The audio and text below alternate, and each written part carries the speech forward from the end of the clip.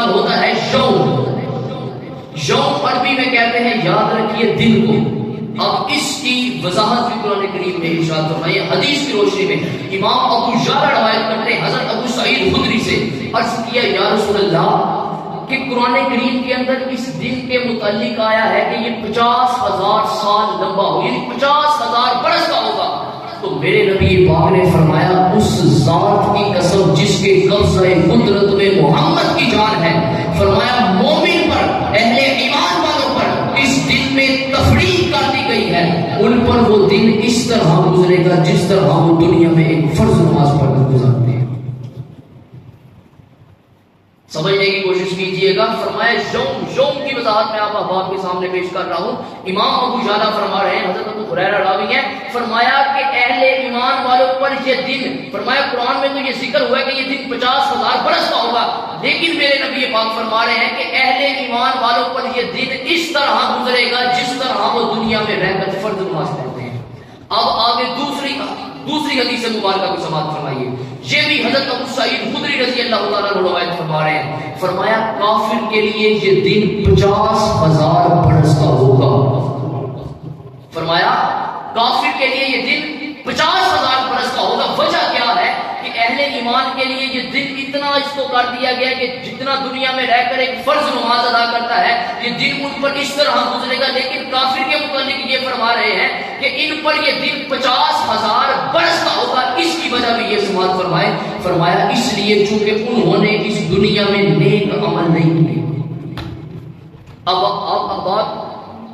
بات کو جتنا مرضی آپ بات سے بات نکلتی جاتی ہے. اب یہ جو نیک عمل نہیں کیے، فرمائے اب ایک لفظ استعمال ہوتا ہے عدل و انصاف. اب توجہ فرمائیے گا، عدل و انصاف کا تقاضا یہ ہے کہ جو لوگ اس دنیا میں نماز پڑھتے ہیں، اب توجہ فرمائیے گا، جو لوگ اس دنیا میں نماز پڑھتے ہیں اور نماز بھی اس طرح پڑھتے ہیں جیسے کہ وہ اپنے رب کو دیکھ رہے ہیں، یعنی اس طرح وہ نماز میں محو ہو جاتے ہیں. اب ان دو احادیث کا خلاصہ میں آپ کے سامنے پیش کرنے لگا ہوں. جو لوگ اس دنیا میں نماز پڑھتے ہیں اور نماز اس طرح پڑھتے ہیں کہ جیسے اپنے رب کو دیکھ رہے ہوں، اس طرح محویت میں اس طرح محو ہو کر رب کے حضور پیش ہو کر نماز پڑھتے ہیں. سب سے پہلے امام مسلم، آپ نماز ادا کر رہے ہیں تو دیوار کی چھت سے سانپ گر پڑتا ہے، لیکن آپ اسی محویت سے نماز ادا کرتے رہتے ہیں. ایک انصاری صحابی نماز ادا کر رہے ہیں، تیر لگا، خون بہا، لیکن آپ اسی انہماک سے نماز پڑھتے رہے. امام بخاری نماز ادا کر رہے ہیں، تتیا نے 70 ڈنگ مارے، لیکن آپ اسی کیفیت سے نماز پڑھتے رہے. احباب عزیز وقار کی جو دو احادیث میں نے آپ دوستوں کے گوش گزار کی کہ رسول پاک نے فرمایا کہ کل بروز قیامت اہل ایمان والوں پر یہ دن فرض نماز کے برابر ہوگا. اس کا خلاصہ کلام یہ ہے، یہی وہ کاملین ہے جو اس طرح محبت میں رب کے حضور کھڑے ہو کر نماز پڑھیں گے. یہی وہ کاملین ہے کہ جب کل بروز قیامت ان کو فی الواقع دیدار الہی ہوگا، تو جب وہ رب کا دیدار کریں گے تو اس طرح وہ رب کے دیدار میں مستغرق ہو جائیں گے. تو ان پر وہ دن اس طرح گزرے گا کہ جس طرح وہ دنیا میں رہ کر وہ فرض نماز ادا کرتے ہیں. کل بروز قیامت جب ان کو دیدار فی الواقع دیدار الہی عطا کیا جائے گا، اللہ کا دیدار عطا کیا جائے گا، وہ اللہ کا دیدار کریں گے تو اس طرح محو ہو کر اس طرح ان کو یہ معلوم ہوگا کہ ابھی ہم نے فرض نماز ادا کی ہے. یہ ان پر اور احباب عزیز وقار عدل و انصاف کا تقاضا یہ ہے. بات اسی طرف آتے ہیں، عدل و انصاف کا تقاضا یہ ہے. اب دیکھیے، اب اس چیز کی آگے میں وضاحت آپ دوستوں کی گوش گزار کر تو ابھی صرف لفظ یوم پر میں آپ احباب کے بات گوش گزار کر رہا ہوں. فرمایا ان پر یہ دن اس طرح گزرے گا کہ جس طرح دنیا میں رہ کر وہ فرض نماز ادا کرتے ہیں.